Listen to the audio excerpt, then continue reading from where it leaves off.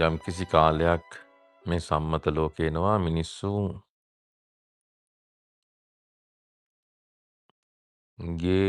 පවතින යුගය දැක්ම වෙනස් වෙන. යම්කිසි පිරිසකගේ එක වෙන්නේ ඉස්සල්ලාම.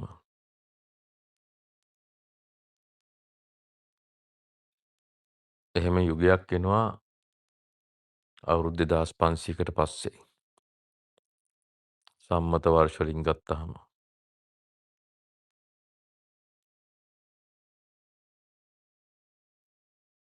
එහෙම යුගයක් තමයි අනාගතයේ ලැබෙන්නේ.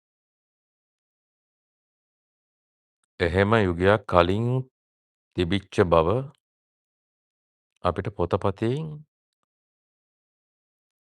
හොයාගන්න පුළුවන්.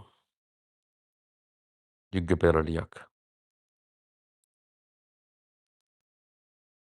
ඒ කියන්නේ ආධ්‍යාත්මික යුග පෙරළියක් ඇත්තටම කියනවා නම්.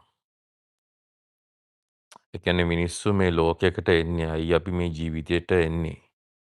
මිනිස්සුන්ට ප්‍රශ්නයක් වෙනවා සමහර පිරිසට මිනිස්සුන්ට ප්‍රශ්නයක් වෙනවා සමහරුන්ට. හැමෝට මේ ප්‍රශ්නේ වෙන්නේ නැහැ. සමහර මිනිසුන්ට සමහර උදවියට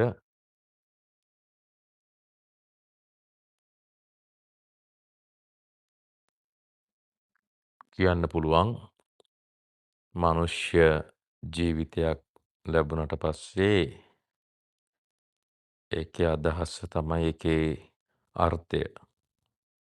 ඒ අර්ථය තමයි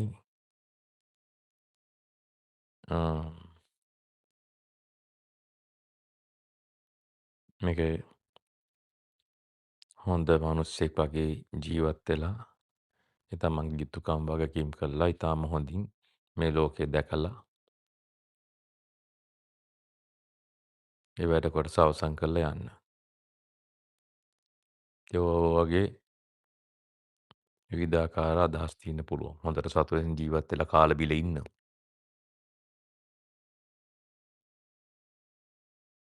විවිධ අදහස් තියෙන්න පුළුවන් ඉතින්.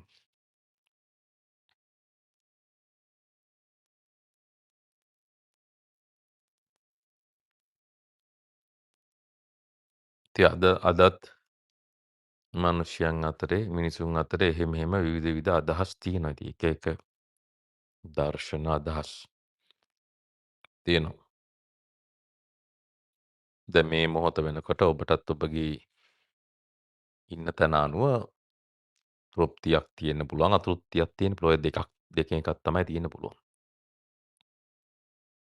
තෘප්තිමත් වෙලා ඉන්න පුළුවන් නැත්නම් තෘප්තිමත් නොවුන තත්ත්වයක ඉන්න පුළුවන්. එහෙම නැත්නම් acceptance බාර අරගෙන ඉන්න පුළුවන්.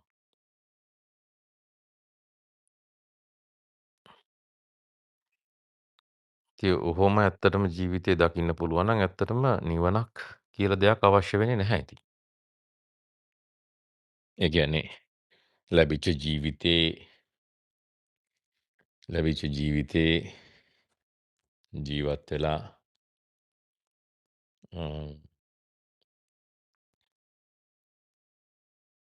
සම්මතය අපි කරපු දේ කරලා ඔබගේ වයස අනුව ජීවිතයට ඇවිල්ලා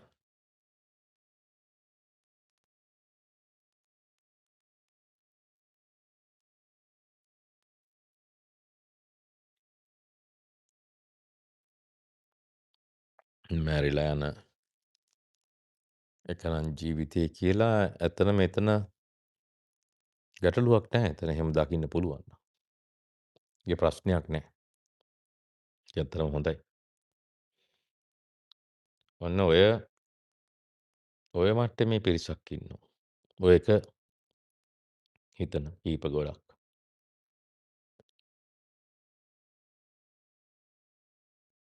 ඒ වගේ හිතන ගොඩක් පිරිස ඉන්නවා ඉතින්. එතකොට ඔන්න ඔහොම ඉන්න උදවිය අතරේ සමහර ඔහොම ඉන්න මහා පිරිසක් අතරේ සමහර දෙනෙක් ඉන්න පුළුවන්. ඔතනින් එහාට පොඩ්ඩක් හිතන්න. මොකටද කෙනෙකුට කියන මේක අනවශ්‍යයි කියලා. හැබැයි හිතනවනම් තේරෙනවද? නොහිතා හිටියනම් හොඳයි කියලා කියන්න පුළුවන් කෙනෙකුට. හිතුවොත්. මොකක්ද හිතුවේ? ඇයි ඒකටද ආවේ? ඒකටමද අපි ආවේ? ඒකටමද ආවේ අපි වගේ දෙයක් හිතන්න පටන් ගත්තාම ඒකත් එක්කම තේරුනොත් මේක දිගින් දිගටම වෙන දෙයක්. නැවත නැවත නැවත නැවත වෙන දෙයක්. මේකේ මහා වේදනාවක් තියෙනවා. අර කොච්චර සැප සම්පත් භෞතික තිබ්බත් ජරාව ව්‍යාධි කියන දේ දුකයි කියන වේදනාවයි කියන දේ. එහෙම හිතන්නත් පුළුවන්. කලකිරීම එහෙම හිතන්නත් පුළුවන් ඉතින්. තවත් කෙනෙකුට හිතන්න පුළුවන් මේක දිගටම පවතින්නක්ද? මේක දිගටම පවතින්නක්ද කියන අදහස එන්න පුළුවන්.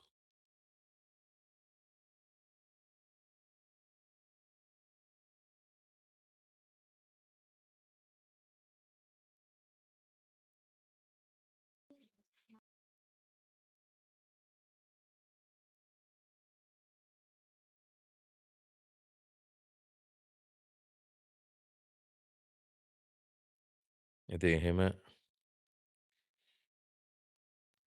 හිතන එක ක්‍රමයක්. ඒකට අපි වෙන වචනකින් කියනවා නම් ශාස්ත්‍රවාදය වගේ වචනයක් දෙන්න පුළුවන්. එහෙම වචනයක් පාවිච්චි කරා මීට අවුරුදු 2500 ගානකට පෙර. මේ කියන කතාවටමයි. මොකක්ද ඒකේ කතාව? එදා මේ කතාවම වෙන විදිහකට කිව්වා ශාස්ත්‍රවාදී කියලා. ඒ ශාස්ත්‍රවාදී කියන තැනදී කිව්වේ මේ ආත්මයක්. එදා දැනෙච්ච විදිය. යමෙකුට. අර මං කිව්වේ දහස් ගාණක් ලක්ෂ ගාණක් බිලියන ගාණක් මිනිස්සු ජීවිතේ අනේ ප්‍රශ්නයක් නෑ හොඳට කාලා බීලා ඉඳලා මැරලා යනවා කියලා හිතන අවස්ථාවක යම් කිසි පිරිසක් හිතුවා මේක දිගින් දිගටම වෙනවද? මේක දිගින් දිගටම වෙනවද? ඒගොල්ලන්ට පොඩ්ඩක් අර සාමාන්‍ය මිනිස්සුන්ට වැඩිය පොඩ්ඩක් වෙනස් විදියට තේරෙන්න පටන් ගත්තා. අර අනිත් කට්ටියට වැඩිය එහෙම ඉන්න පුළුවන්නේ. හැම පැත්තකම දෙපැත්තක් තියෙනවා. මේ පැත්තේ ඉඳන් අහන්න පුළුවන් ඇයි උඹලා ඔහොම හිතන්නේ කියලා. ඒ පැත්තේ ඉඳන් අහන්න පුළුවන් ඇයි උඹලා මෙහෙම හිතන්නේ කියලා. ඒ කියන්නේ මේ ලෝකේ දෙපැත්තක් තියෙනවා කියලා කියන්නේ හැම වෙලේම. නියුට්‍රල් ස්වභාවිකුත් තියෙනවා ඕකේ. ඒත් කොච්චර වුණත් එක පැත්තකට බරයි. කෙසේ වෙතත් ප්‍රධාන දෙක ගත්තාම අපිට එදා ඒ දැක්ක ස්වභාවය තමයි ආත්මය. ආත්මයක් ගමන් කරනවා කියන හැඟීම. ආත්මයක් ගමන් කරනවා. ඒකට හේතු තිබ්බ ඕන තරම්. ඔප්පු කරන්න, දකින්න. ඒකට කිව්වා ශාස්ත්‍රවාදය කියලා. අවුරුදු 2500 ගානකට කලින්. ඒ වගේම අනිත් පැත්තත් දැක්කා නෑ එහෙම දෙයක් නෑ ආත්මයක් නැහැ. නැහැයි කියන අවසානයේ. මේ අවසානයේ මෙච්චරයි. ඉතින් හාට දෙයක් නෑ. මෙච්චරයි. නැහැ. ආත්මයක් කියන්නේ නැහැ. කියන දෘෂ්ටියක් ඒක. ඒක දෘෂ්ටියක් ඒක. දැකපු විදියක්. අන්තයක්. තවත් අන්තයක්.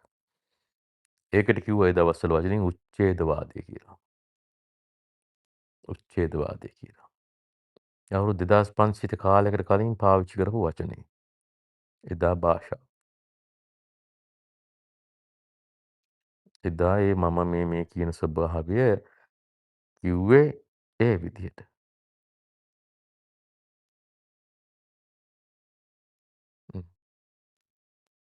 එම ඕන තරම් වචන එකම අදහස වෙන වචනකින් කියලා තියෙනවා. කොච්චරනම් තියෙනවද? අද කොච්චර කියන්න පුළුවන්ද එහෙම දේවල්? හිතලා බලන්න. එකම අදහස.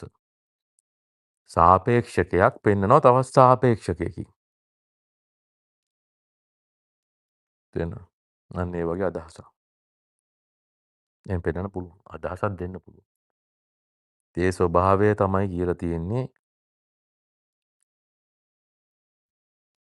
ඒ ස්වභාව දෙක තමයි අඳුරගෙන තියෙන්නේ මිනිසුන්ට තේරිච්ච විදිය. ඇත්තම සාමාන්‍ය මිනිසුන් නෙවෙයි මේ යමක් හොයන්න ගිය උදවියට. ඒ කියන්නේ අර කාලා බීලා හොඳට ජීවත් වෙලා මැරිලා යනවා කියන පදනමේ හිටපු මිනිස්සුන්ට එහා ගිය දෙපිරිසකට හිතුණු දෙයක්. ඒ කියන්නේ යම්කිසි මිනිස්සෝ මේ අපි කියන බිලියන 8ක් මිනිස්සු ඉන්නවා මේ ලෝකේ කිව්වොත්. මේ බිලියන 8ටම මෙහෙම හිතෙන්නේ නැහැ කවදාකවත්. යම්කිසි පිරිසකට හිතෙන්නේ. ඒ හිතන පිරිසට ගිහාම ඒගොල්ලන්ට ප්‍රධාන වශයෙන් කොටස් දෙකක් පේන්න පටන් ගන්නවා. එකක් තමයි තියෙනවා කියලා අනිත් එක තමයි නැහැයි කියලා. ඒකට එකකට කියනවා උච්ඡේදවාදී කියලා නැහැයි කියන එකට. ශාස්ත්‍රවාදී කියනවා තියෙනවායි කියන එකට. මේ ඔක්කොම එකයි. මේ දෙකම එකයි. මේ දැන් කියන්නෙත් ඒක තමයි. දැනුත් අපිට එහෙම දෙයක් තියෙනවා. එදා කියපු කතාවමයි මේ නැවත කියන්නේ. වෙනම වචනකින්. ඔයගලන්ට තේරෙන භාෂාවෙන් මේ කියන්නේ. එදා වචනින් මම තේරුම් ගත්තා. ඔයගලන්ට මං තේරුම් කරන්න යන්නේ නැහැ එදා වචනින්. ඒක මම තේරුම් ගත්තා. දැන් ඔයගලන්ට තේරෙන විදියට කියලා දෙනවා. ඔයගොල්ලෝ ඒක ඉගෙන ගන්න ඕනේ නැහැ එතකොට. ඒක මම කරා. මම ඒක හොයාගත්තා. තේරුණාද? මේ කියන දේ. දැන් මේක ඇහුවොත් තමයි හරියන්නේ එහෙමනම්. දැන් ඔයගොල්ලෝ අරක හොයන්න යන්න ඕනේ නැහැ. ඒක ඔබ වෙනුවෙන් මම කරා. මම හොයාගත්තා. ඒකලා ඔබට තේරෙන භාෂාවෙන් කියලා දෙනවා. දැන් තේරුම් ගත්තොත් මේ කියන දේ. ඔබගේ ප්‍රශ්න සියල්ලට විසඳුම් හම්බ වෙනවා. එදා තිබ්බ ප්‍රශ්නේ අද විසඳනවා. අන්න එහෙම දෙයක් මේ කියන්නේ. සියලුම ප්‍රශ්න වලට අවසාන විසඳුම. ඔබ සෙවුදේ ලබා දෙනවා. ප්‍රඥාවන්ත යන්ට කියන පණිවිඩයක් මේක. එදත් තිබ්බ ඇත කියලා දෙයක්. ඒ කියන්නේ මම කියන්නේ මේ ජීවිතයේ සම්මත ලෝකයේ මිනිස්සු ජීවත් වෙන ඒගොල්ලන් ගැන නෙමෙයි මේ කියන්නේ. ඔයගොල්ලෝ දැන් සාමාන්‍ය මේ සම්මත ලෝකයේ දේශපාලනය කරනවා, ආගම කරනවා, සමාජීය දේවල් වෙනවා, සංස්කෘතිය, ක්‍රීඩාව ඔය හැම දෙයක්ම විනෝද ආස්වාද මේ ලෝකේ ගත වෙනවා. ඒකට කියනවා උපත, ජාතිය, ජාති ජරා ව්‍යාධි මරණ කියන දේ මේ ලෝකේ පවතීගෙන යනවා. ඒක මිනිස්සුන්ට අර මං කිව්වේ එහෙම හිතනවා ඒගොල්ලන්ට. එහෙමත් කට්ටිය හිටියා ඉතින්. අදත් ඉන්නවා, එදත් ඉන්නවා, හෙටත් ඉන්නවා. ඔය ඉන්න පිරිසෙන් කොටසකට තමයි මම මේ කියන විදිහට තේරෙන්න පටන් ගන්නේ. සමහර කට්ටියට. ඒක හොයන් යන ඒගොල්ලෝ. ඇයි? ඇයි මෙහෙම වුනේ? මෙහෙම වුණා කමක් නැහැ කියන කට්ටිය කොහොමත් ඉන්නවද? අදත් ඉන්නවා. මොකද මේ කතාව ඒගොල්ලන්ට වැඩක් නැහැනේ. මම මේ කතා කරන්නේ අන්න අරම හිතුන උදවියට විතරයි. මේ ජීවිතයට ආවේ මොකටද? අර කාලා බීලා ඉඳලා මැරලා යනවට වැඩිය යමක් මට හොයාගන්න තියෙනවද කියලා වගේ හිතන්න පටන් ගත්ත උදවියට හිතාගෙන යනකොට ක්‍රම දෙකක් අහුවෙනවා ප්‍රධාන වශයෙන්. එකක් තමයි ආත්මයක් විදිහට මම යනවා මේක දිගටම. දිගට නෝනම් කලින් ඉඳන් ආවා. කලින් ඉඳන් ආවා. පෙර කියලා දෙයක් තිබුණා. පසු කියලා දෙයක්ත් තියෙනවා. ඒ කියන්නේ අතීතයෙන් වර්තමානයෙන් අනාගතයට මම ආත්මයක් විදිහට යනවාය කියන හැඟීම.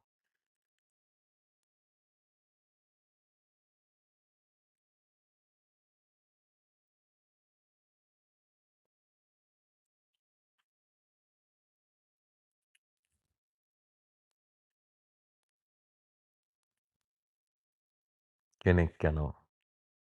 ආත්මයක් ගමන් කරනවා.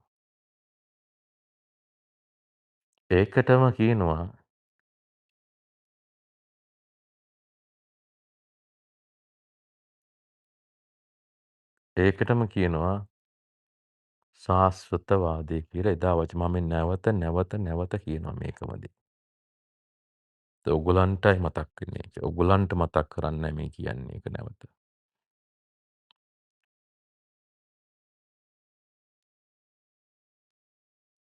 හොඳට තේරුම් ගන්න මේක හරහා කියන්නේ වෙන දෙයක්.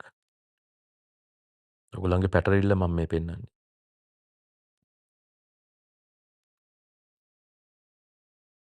එදා කියපු දේ කාලයක් යනකොට අමතක වෙලා තේරුම් ගන්න බැරි වෙලා ගියා. 2500 ගානකට කලින් කියපු දේ කාලයක් යනකොට තේරුම් ගන්න බැරි වුණා. ඒ අඩුපාඩු හොයාගෙන මම ඔබට නැවත කියනවා ඒක. මොකක්ද උනේ කියලා. එතකොට මේක ඇහුවොත්, මේ කියන දේ තේරුම් ගත්තොත්,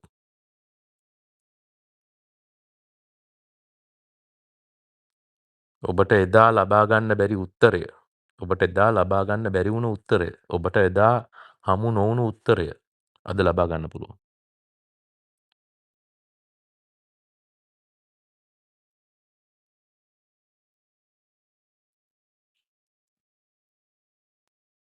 අනිත් පිරිස කියන්න පටන් ගත්තා, "නෑ එහෙම දෙයක් නෑ. එහෙම දෙයක් නෑ. සත්වයෙක් විදියට මෙහෙම යන එකක් නෑ මම. ඉස්සරට ආත්මීය සත්වයා විදියට මෙහෙම යන එකක් නෑ. මේ ආත්මය යන්නේ සත්වයා තුලනේ. එහෙම දෙයක් නෑ. මේක සිහිනයක්ය, මායාවක්ය" කියලා. එහෙම යන්නේ නෑ කිසිම දෙයක්. එහෙම ආත්මයක් නෑ.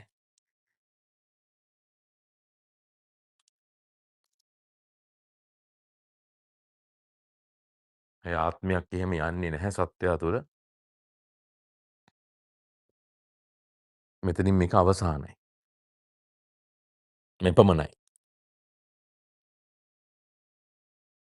හරියට නිකන්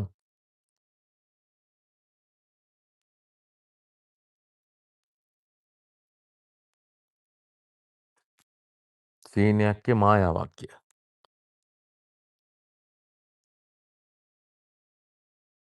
කියලා කිව්වා. හැබැයි ඔය කිව්වට හරියටම තේරුන්නේ නැහැ මොකද්ද කිව්වේ කියලා. ආත්මය කියන දේ ඉන්නවා කෙනෙක්. අනිත් කටියෝ නෑ කෙනෙක් නෑ කියලා. තේරුණා? ඇත්තටම කියනවා නම් මෙතන කියවුනේ සක්කාය දිට්ඨිය කියන තැන එක පැත්තකට. අනිත් එක තමයි සක්කාය දිට්ඨිය නැහැයි කියන පැත්ත. ඒ කියන්නේ කෙනෙකුට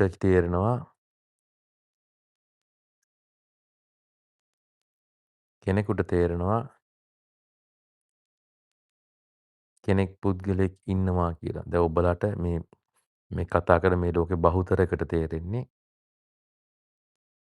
මං කියන දේ හොඳට තේරුම් ගන්න ඕනේ. මේ කතාව තේරෙන්නේ අර බහුතරයෙන් සිලෙක්ටිව් පිරිසකට. අපි බිලියන 8ක් වෙච්ච මිනිසුන්ගෙන් අපි කිව්ව මේකට 1000ක් එනවා. ඒ 1000න් 500ක් හිතනවා ආත්මය තියෙනවයි කියලා. ඒ 1000න් 500ක් හිතනවා ආත්මය නැහැයි කියලා. ඔන්න ඕකයි මම මේ කියන්න හදන්නේ. දැන් ඔබට දැන් ඔබේ ඇස් දෙකෙන් බලන්න මේ කියපු දේ. මෙතන එක පැහැදිලි නැති. බිලියන 8ක් ඉන්නවා. බිලියන 8ට කිසිම ප්‍රශ්නයක් නැහැ. එදා වෙච්ච දේමයි මේ කියන්නේ ආපහු. හොඳට තේරුම් ගත්තොත්. බිලියන 8ක් මිනිස්සු ඉන්නවා මේ ලෝකේ.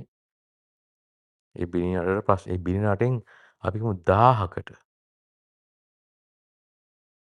උදාහරණයක් උපමාවක් මම මේක 1000කට හිතනවා මේ නිකන් කන්න කාලා බීලා මැරලා යන නෙමෙයි අපි ඇවිල්ලා තියෙන්නේ. යම් කිසි දෙයකට තමයි මේ ලෝකෙට ආවේ අපි පර්පස් එකක් තියෙනවා කියලා තේරෙන්න පටන් ගන්න ඒගොල්ලන්ට. එහෙම පුළුවන්නේ. බැරි කමක් නැහැනේ. බිලියන 8කටම තේරෙන්නේ නැහැ. ඒගොල්ලෝ කාලා බීලා සාමාන්‍ය විදිහට ඉන්නවා. සත්තු ඉන්නේ. සත්තුන්ට පර්පස් මොනවත් ඒගොල්ලෝ හොයන්නේ නැහැ නේ. ඒගොල්ලෝ අපිට අපේ දැන් ගෙදර බල්ල පූසු ඇති කරන්නේ. හොඳට කාලා බීලා අපි මේ මිනිස්සු ළමයි වගේනේ හදන්නේ ඇත්තට. සත්තු වගේ කිව්වේ මේ මිනිස්සු සත්තු වගේ නෙවෙයි. සත්තු ඉන්න විදිය. සත්තු එක හිතන්න යන්නේ නැහැ ඒක. කාලා බීලා බලල්ලු පූසු දැන් අපේ ගෙවල් වල ඇති කරන බල්ලෝ හිතන්නේ නැහැ මැරෙනවද මේ නිවන් දකින්න ඕනේද මේකේ පර්පස් එක හොයන්න ඕනේද එහෙම ඒගොල්ලන්ට හිතෙන්නේ නැහැ. ඒ හිතෙන්නේ නැති එකත් මං ඇයි කියලා විශ්වාස කරලා තියෙනවා. විස්තර කරලා තියෙනවා. ඇයි එහෙම ඒගොල්ලන්ට හිතෙන්නේ නැත්තේ? අන්න ඒක තමයි ප්‍රශ්නේ මෙතන තියෙන්නේ.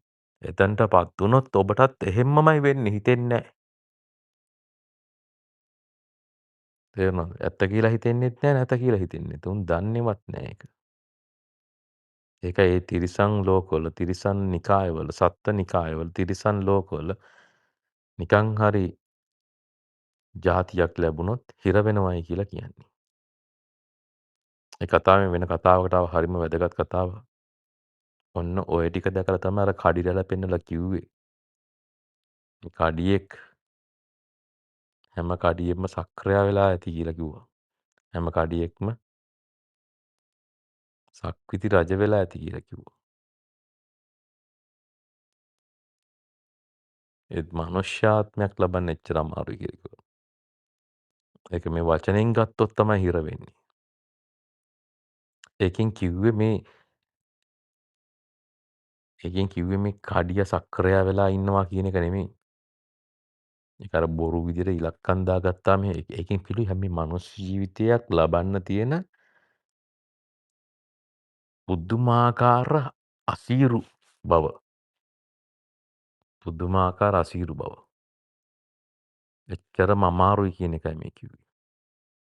මේ එදා කියපු කතාව නැවත ඔබට තේරෙන වචනෙන් කියනවා.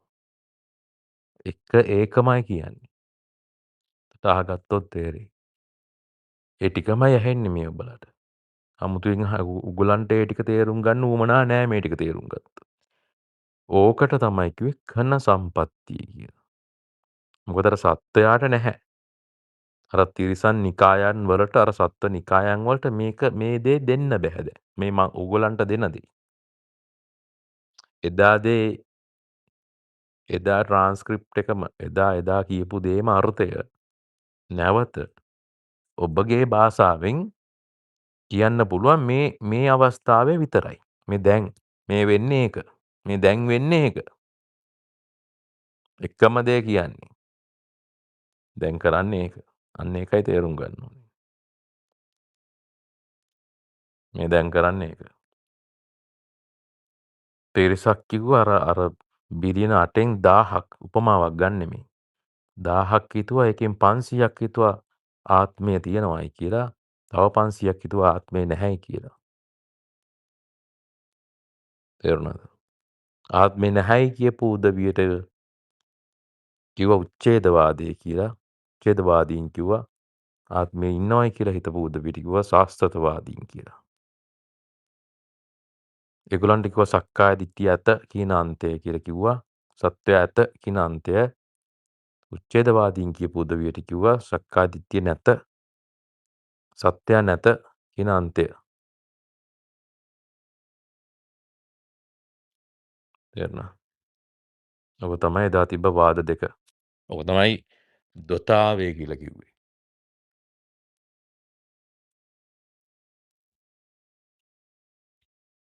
ඔයගොල්ලන්ට මේක හිතන්න යන්න ඕනේ නැහැ. මේක පිළිගත්ත ගමන් හරියන වැඩේ. මේ දේ අහන්න විතරයි තියෙන්නේ. මේක මේ විදිහටම බාර ගන්න විතරයි තියෙන්නේ. සැක වෙන්නේ නැහැ මේ කියන සැකයක් නැති වෙන්න කියන්නේ මේක. සැකයක් නැති වෙන්න හේතුව කියන්නේ අවබෝධයෙන්. ප්‍රත්‍යක්ෂ අවබෝධයෙන් කියන්නේ. ඒතර සැක නැහැ මේකේ. එතකොට මේ කියන දේ ඒ විදිහටම තේරෙන්න ඕනේ. ප්‍රඥාවන්තයන්ට විතරයි. ඒ විදිහටම තේරෙන්න ඕනේ. ඔන්න ඔය වාද දෙක තමයි තිබ්බේ ඒ දවස්වල. අර දහසක් උපමාවට ගත්තේ. දහසක් මිනිසුන් හිටියයි. මිනිසුන්ගේ දහසට තමයි අවශ්‍යතාවය තිබුණේ මේ ලද ජීවිතය මොකක්ද කියලා හොයන්න. අනිත් කටට ප්‍රශ්නයක් තිබුණේ නැහැ. අදටත් එහෙමයි. මේ දැන් මේ මොහොතෙත් එහෙමයි. දැන් ඔබ මේ අහන නිසා ඔබ මේක අහන්නේ ඔබට මේක මොකක්ද කියලා හොයන්න උවමනාවක් තියෙන නිසා. ඒ කියන්නේ ඔබ අර මම කියන බිලියන 8න් දහසකින් එක්ක මේ 500 එක්ක අර 500. 502 එකයි. අන්න ඒක තේරෙනවා නම්. දැන් ඇහෙන්නෙත් ඒ ටිකමයි. දැන් ඔබ ඉන්නේ එක්ක නැතාන්තේ එක්ක ඇතාන්තේ. දැන් මේ මොහොතේ ඉන්නේ.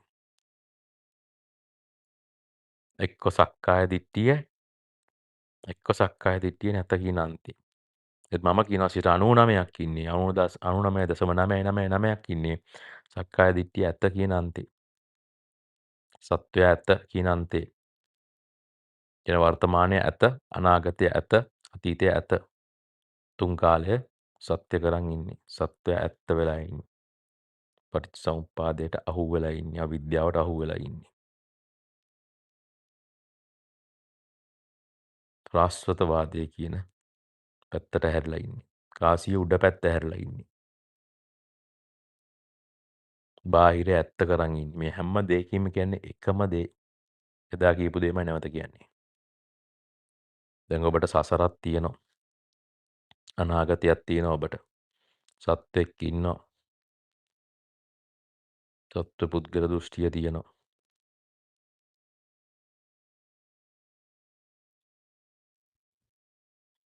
ඔබට දැනෙනවා ඔබ නැවත එනවයි කියලා.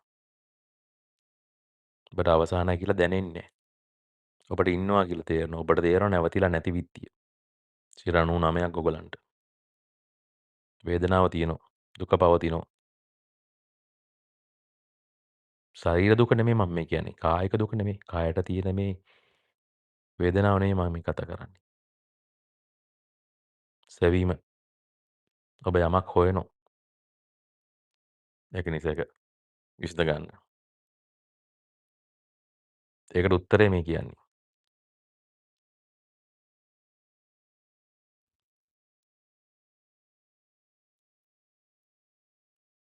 එදා කියපු දේ නැවත අවබෝධ කරලා කියන්නේ.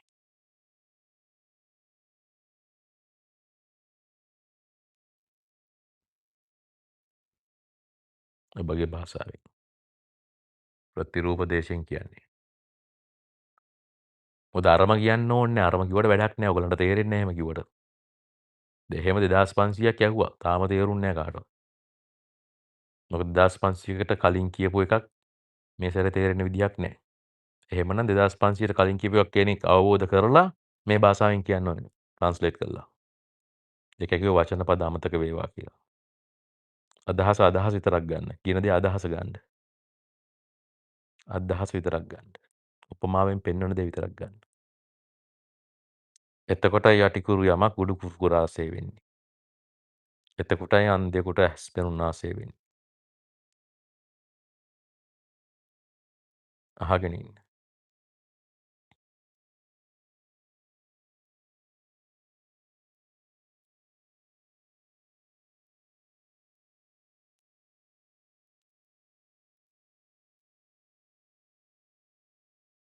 දැන් ඔයගොල්ලෝට තියෙනවා හැඟීමක් අවසන් නැත.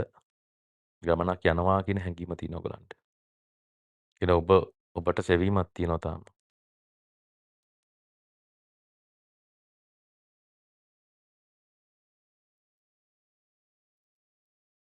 ඔබට හිතනවාද සෙවීමට උත්තරේ හම්බෙලා තියෙන කියලා. දැනුණා ඇති ඔබට. ඔබ එක්ක නැතාන්තේ හිර වෙලා එක්ක ඔබ ඇතාන්තේ හිර වෙලා. එක්ක ඔබ සිහිනයක් මායාවක් කියන එක අස්සේ හිර වෙලා එහෙම නැත්නම් ඔබ සිහිනයක් මායාවක් නෙමෙයි කියලා හිර වෙලා. එක්ක ඔබ කණ්ණාඩියේ එළියේ හිටන් ඉන්නවා ඇත්ත කියලා. එක්ක ඔබ කණ්ණාඩිය ඇතුලේ හිටන් ඉන්නවා මායාව කියලා.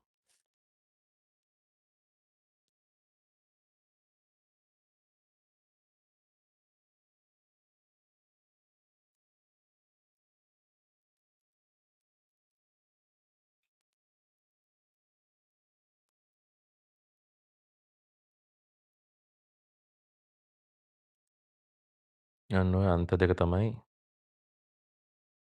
අපිට තියෙන්නේ. ඔකටත් තමයි කියන්නේ දතාවය කියලා. ඔතන තියෙන ඩුවර ටික. ඔක තේරෙන්නේ නැති හේතුව තමයි ඩුවර ටික. අන්තා පබ්බජිතේනන සේවිතබ්බ ගිය උතන්ට. අන්ත දෙකක් තියෙන. එකක් සාස්වතවාදය, එකක් උච්ඡේදවාදය. එකක් සත්‍යය ඇත, එකක් සත්‍යය නැත.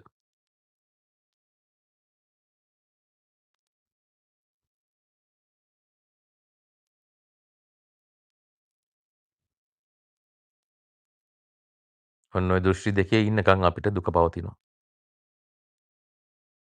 දුක පවතිනවා. මේක සිහිනයක් මායාවක් කියලා හිතන් හිටියත් දුක පවතිනවා. නෑ මේක ඇත්තයි කියලා හිතන් හිටියත් දුක පවතිනවා. අවසන් වෙන්නේ නැහැ.